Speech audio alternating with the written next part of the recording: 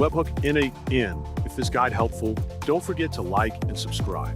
First, open the N8N website using your browser. Once you're on the home page, click Sign In at the top right corner of the screen. After logging into your account, go to the top right again and click Create Workflow to begin. Inside the workflow editor, click the plus icon in the center of the screen.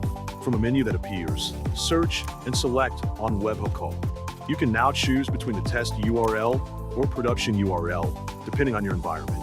Next, set the appropriate HTTP method, such as GET, POST, or others. Then customize the path. Set the authentication method if needed, and configure the respond option. Click on Options if you want to enable advanced settings or behavior. Head over to Settings and enable Allow multiple HTTP methods for more flexibility.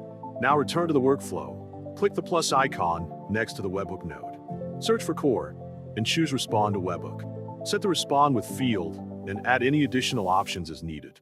Visit the node settings again to complete the configuration properly.